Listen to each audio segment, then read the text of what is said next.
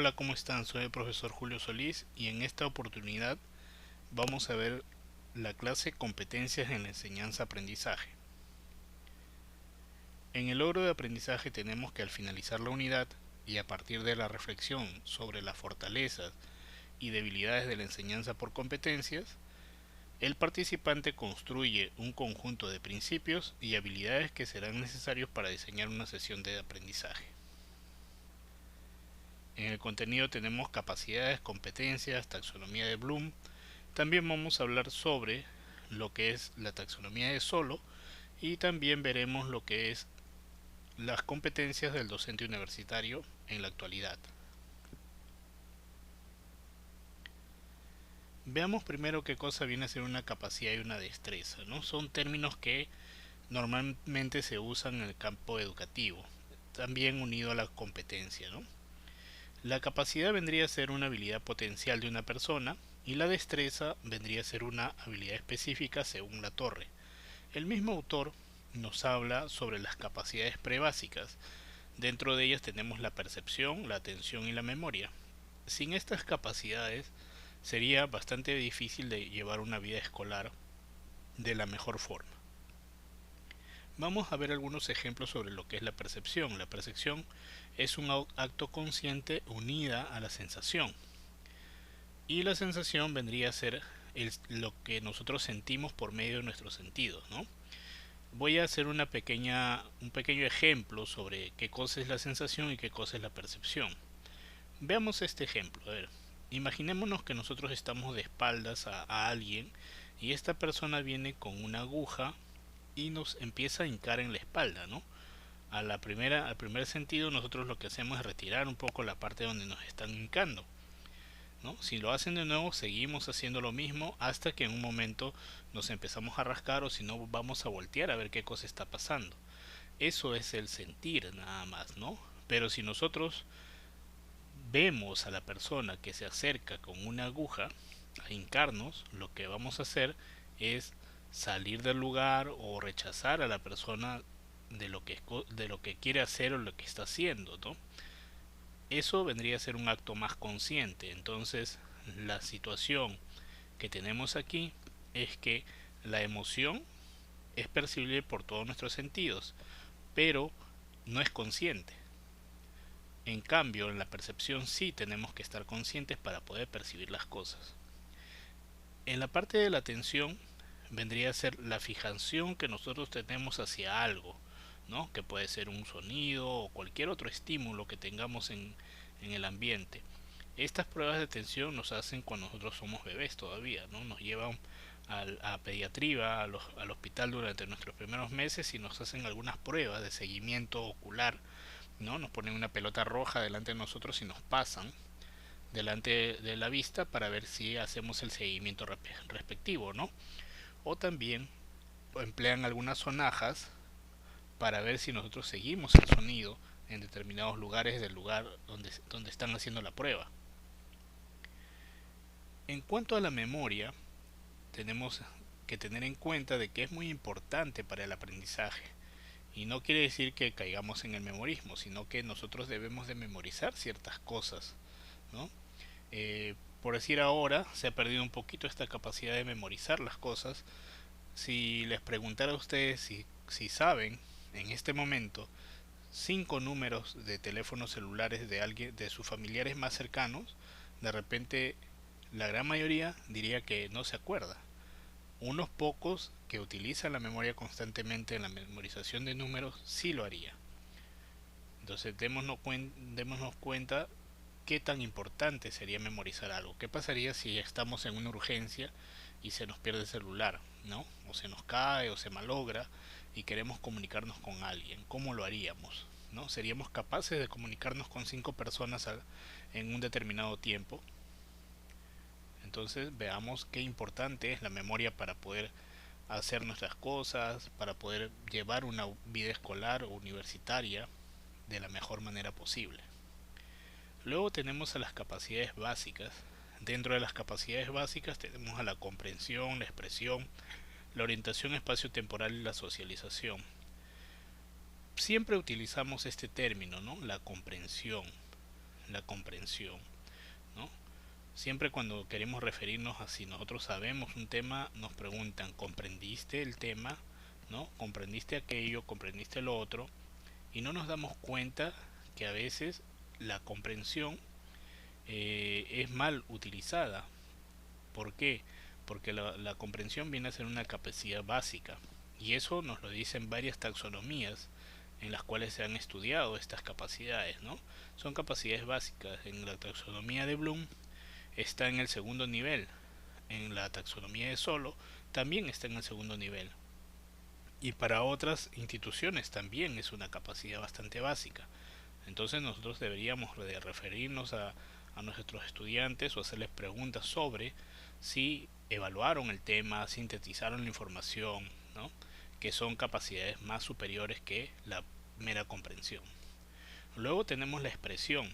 Y en la expresión tenemos la expresión verbal, escrita, icónica o los diferentes tipos de expresión que nosotros tenemos.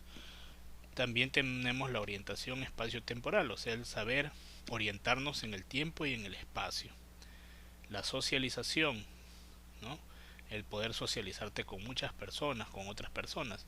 Estas cosas se dan siempre en los primeros años de vida, en nuestra primera etapa escolar incluso, ¿no? Cómo es que nos expresamos, cómo es que nos orientamos en tiempo-espacio. A los niños, por decir, le hacen decirle o su profesora le pregunta constantemente, ¿no? ¿Qué día es hoy? ¿Qué día fue ayer? ¿No? ¿Qué día es mañana? ¿Qué día del mes estamos? ¿O en qué mes estamos? ¿No? Esa es la orientación del tiempo-espacio. Después le hacen ejercicios sobre, a ver, hacia adelante, hacia atrás, hacia la derecha, hacia la izquierda. A ver, ¿qué cosa está delante de? ¿Qué cosa está detrás de? ¿Qué cosa está a la derecha de? ¿Qué cosa está a la izquierda de? Y etcétera. Diferentes actividades, ¿no? También espacios de socialización que se aprenden en los primeros años de vida, ¿no? Que en la que los niños se van interrelacionando con otros niños. Y esto es muy importante porque durante los primeros años de vida los niños tienen el centro de atracción son ellos, ¿no? Y a veces nosotros nos damos cuenta cuando ellos se van a la casa de algún pariente, de un niño que tiene su misma edad y agarran un juguete y ellos dicen esto es mío, ¿no? Esto es mío, y el otro niño a veces no reacciona bien, se pueden pelear o se pueden empezar a llorar o hacer cosas así porque en un momento el centro de la atención son ellos y todavía no comprenden de que cada uno tiene su propio espacio, y cuando van conociendo a otros niños, conociendo a otras personas, ya van teniendo más en cuenta las cosas que son suyas y las cosas que son de otras personas. Luego tenemos lo que son las capacidades superiores, en las cuales está el pensamiento crítico, el pensamiento creativo, el pensamiento ejecutivo y el pensamiento resolutivo. El pensamiento crítico, muchos de nosotros hablamos sobre el pensamiento crítico. Cuando hablamos con los estudiantes de educación superior también hablan, los profesores mismos no comentan, hay que fortalecer el pensamiento crítico, hay que hacer varias actividades para fortalecer el pensamiento crítico, hay que desarrollar el pensamiento crítico. Pero ¿cómo lo estamos desarrollando? ¿De qué manera desarrollamos el pensamiento crítico? Si es que a veces no hacemos actividades dentro de nuestro aula para poder fortalecer ello. ¿Cómo hacemos nuestras evaluaciones? Normalmente las evaluaciones a veces son escritas y de opción múltiple. En ese caso, en ese sentido, ¿de qué manera estamos haciendo de que el estudiante nos diga su posición crítica? Si solamente le estamos dando pruebas para que ellos marquen y nos entreguen. Debemos de incentivar más nosotros al debate, a la discusión, a la exposición, a evaluaciones que realmente puedan hacer de que los estudiantes puedan hacer análisis sobre los temas, expresarnos sus reflexiones sobre ello. De esa manera es como nosotros fortalecemos el pensamiento crítico. Luego tenemos el pensamiento creativo. En muchas taxonomías, el pensamiento creativo, la parte creativa es una capacidad superior y el culmen de las capacidades, ¿no? El crear cosas. Para crear cosas debemos de haber pasado por todas las capacidades anteriores para poder llegar a tener esto, ¿no? O sea, quiere decir que nosotros hemos pasado por un conocimiento, por una comprensión, por una aplicación, por una síntesis, por un análisis, por una evaluación, y de ahí, después de que nosotros hayamos adquirido todas esas capacidades, podemos crear cosas. En el ámbito de la educación superior, y más que todo enfocado a lo que es posgrado, lo que nosotros hacemos, y en pregrado también, cuando terminamos de estudiar, siempre nos dicen que debemos de hacer un trabajo de investigación o una tesis. Y es aquí donde nosotros ponemos de manifiesto nuestro pensamiento creativo, nuestro espíritu creador. ¿Por qué? Porque ya hemos adquirido todas las capacidades anteriores para poder crear esto. Cuando nosotros hacemos una tesis nos volvemos como especialistas del tema que estamos abordando, del tema o los temas que abordamos, ¿no? Luego tenemos el pensamiento ejecutivo, que también es conocido como la toma de decisiones, ¿no? Tomar decisiones. Todo el tiempo nosotros estamos tomando decisiones. Desde que nos levantamos tomamos decisiones. Si vamos, salimos a comprar, si hacemos una cosa u otra, si tomamos el tren o si no vamos en auto. Todo el tiempo lo hacemos. Pero cuando hacemos estas tomas de decisiones es en base a la experiencia, al conocimiento y a las habilidades que ya hemos adquirido. Por otro lado tenemos el pensamiento resolutivo, que también podemos denominarlo como la resolución de problemas, ¿no? Y esto va de acuerdo al conocimiento, habilidades y experiencias que nosotros hayamos adquirido durante nuestra vida, cómo resolver problemas.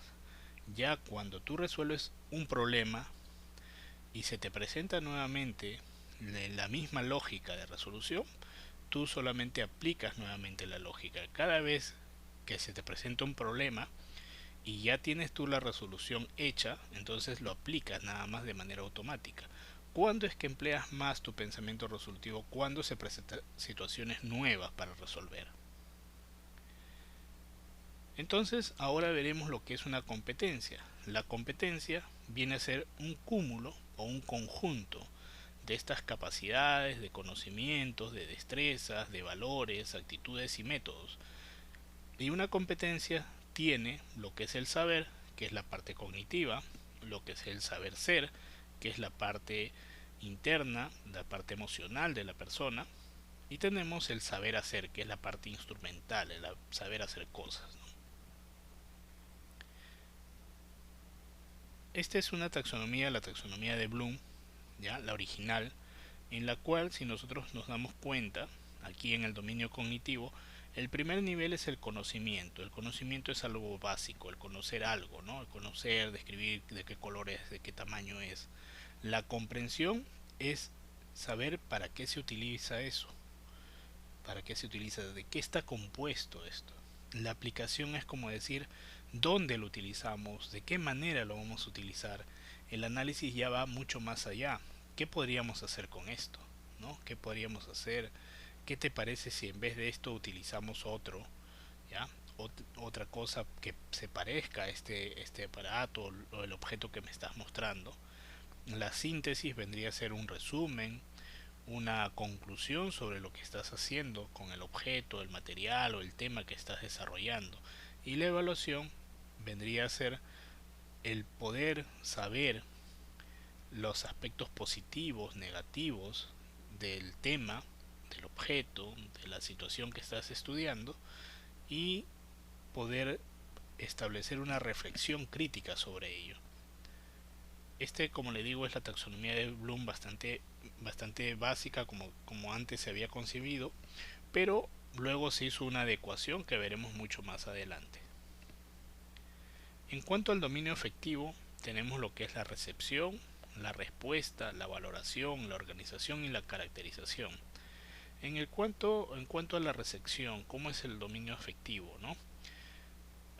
Veamos un pequeño ejemplo, ¿no? Cuando tú llegas a tu trabajo y tú saludas a las personas que están en tu entorno, entonces, ¿cómo recepcionan ellos saludos, ¿no? El saludo. ¿Qué respuesta tú obtienes de ellos, ¿no? ¿Tú cómo lo valoras ahí? De repente con algunos el saludo es mucho más efusivo, se te acercan, te dan la mano, un abrazo, etcétera. Entonces te das cuenta de las respuestas que obtienes con ello. Y tú lo vas valorando, ¿no? Y vas organizando, y vas viendo en un momento de manera rápida cómo es que está organizada las personas. O sea, te puedes dar cuenta en todo momento de cómo están las personas en ese momento de acuerdo al saludo nada más. Si alguien de repente solamente te alza la mano y no te saluda efusivamente, o de repente está concentrado en lo que está haciendo y no te hace caso, entonces tú puedes también organizarlo de repente diciendo, bueno, esta persona está ocupado, está haciendo algo ha pasado, ¿no? Y sobre ello tú puedes hacer una caracterización de lo que está pasando, ¿no? Todas estas personas me saludaron efusivamente, conversamos un poco, pero hay ciertas personas que no tanto, ¿no? ¿Y por qué? ¿Qué características tienen esas personas en cuanto a su dominio afectivo? De ahí tenemos el dominio psicomotor. En el dominio psicomotor está la imitación, la manipulación, la precisión, el control, la automatización y la creatividad. La imitación, ¿por qué? Porque primero cuando tú aprendes a hacer algo de una habilidad manual, ¿no? Primero imitas. Veamos un pequeño ejemplo, ¿no? Si tú ves a alguien o quieres aprender a cambiar un foco, primero alguien tienes que haber visto a alguien, ¿no? ¿Cómo es que se cambia un foco? Agarras una silla o una escalera, te subes, desenroscas el foco y lo sacas, ¿no? Eso es lo que tú ves primero y tú tratas de imitarlo. Luego viene la manipulación. ¿Qué quiere decir la manipulación? Que tú mismo ya empiezas a hacerlo. Empiezas a poner tu escalera, subirte, desenroscar el foco, cambiarlo, poner el otro, ¿no? Y cada vez vas adquiriendo mucha más precisión, porque a veces puedes poner el foco un poco chueco o desnivelado, ¿no? Cada vez que tú vayas haciéndolo, vas a tener mucha más precisión y control sobre ello, ¿no? Luego, cuando ya eres preciso, tienes control sobre él, es automático, ¿no? Si alguna vez se quema un foco, tú automáticamente vas a agarrar tu escalera o algo para subirte, sacas el foco y pones el nuevo. Y de ahí vendría la creatividad, ¿no? ¿Qué podríamos hacer con ese foco? Con los que se malograron, ¿de qué manera los podríamos usar? O de repente podemos reciclarlo. Esa es la parte creativa que nosotros tenemos, o podemos darle un plus con ello, ¿no? Ese vendría a ser el dominio psicomotor. Esta vendría a ser, lo que le estoy mostrando, vendría a ser la taxonomía de Bloom actual.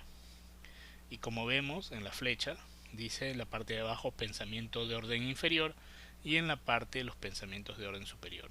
Y aquí está el recordar, que era el conocer en el anterior, el comprender, que es igual, el analizar, disculpen, el aplicar, el analizar, evaluar y crear, ¿no? Ya la síntesis está dentro de el análisis. Esto vendría a ser los procesos cognitivos que existen para poder llegar al desarrollo de estas capacidades, ¿no? Primero en recordar qué palabras o qué verbos utilizamos. Primero están elegir, observar, copiar, ¿no? Son procesos de capacidades inferiores. Tenemos la comprensión, preguntar, generalizar, clasificar, comparar, contrastar, son para el comprender, ¿no? En la aplicación está el identificar, el actuar, el emplear, el practicar, el seleccionar, el elegir, el planear, el transferir, etcétera, ¿no? En el analizar tenemos lo siguiente: examinar, razonar, inferenciar. En el evaluar tenemos a medir, evaluar, decidir, apoyar, etcétera. Y en el crear es adaptar, estimar, experimentar, planear, construir. Todo esto de acá lo podemos ver detenidamente en las separatas que vamos a tener en el transcurso del curso. Esta es la taxonomía de la era digital de acuerdo a la taxonomía de Bloom. Vemos los verbos en el mundo digital y las actividades digitales. Para recordar, aquí nos dan algunas indicaciones sobre qué herramientas digitales podemos utilizar para ello, ¿no? Para el recordar podemos utilizar cualquier procesador de texto, algún mapa mental, presentaciones, herramientas en línea. Para los exámenes podemos utilizar flashcard, definición, hecho, dato, hoja de trabajo, etcétera, ¿no? De orden inferior en cuanto a comprensión, podemos utilizar el procesador de texto, los mapas conceptuales, los diarios en blog, entradas en wiki. Para aplicar tenemos el Corel, el Inkscape, el Paint, dibujos animados, etcétera, ¿no? Para el análisis Ya podemos tener para encuesta, para foros, para utilizar alguna base de datos, elaborar más mapas que establezcan relaciones, ¿no? Utilizar el publisher, alguna hoja de cálculo. Para evaluar tenemos el podcast, tenemos salas de conversación, paneles de discusión, los blogs, los wikis, etcétera, ¿no? Y para crear tenemos lo que es el crear películas o videos, utilizar el Pinnacle Studio, el Adobe Premiere, el Animoto, PowerPoint, Photostory, Percomics, etcétera, ¿no? Ahora pasemos a otra parte del tema, que son las competencias del docente universitario. En cuanto a las competencias del docente universitario que debe tener hoy en día, primero tenemos las competencias cognitivas. Estas competencias viene a ser el dominio que él tiene de los temas de su carrera. Estas vendrían a ser las competencias cognitivas. La persona o el docente es un especialista en su tema, en su carrera. Entonces, él tiene un dominio cognitivo vasto sobre los temas que desarrolla su carrera. Luego veamos las competencias metacognitivas. En cuanto a las competencias metacognitivas, es la reflexión que tiene el docente y el análisis que hace sobre su práctica, sobre el trabajo que él desarrolla, sobre lo que está haciendo con los alumnos, con su entorno, con sus colegas, con la facultad y con la universidad. Es la reflexión y el análisis sobre lo que él realiza diariamente. Luego tenemos las competencias culturales y contextuales. Es el saber adaptarse a diferentes culturas y apropiarse también de ellas, ¿no? Y saber en dónde está, en qué determinados contextos está trabajando. Y debe ser bastante respetuoso de ello, ¿no? Competencias de gestión, que quiere decir el poder gestionarse solo sin esperar de que le den todo, ¿no?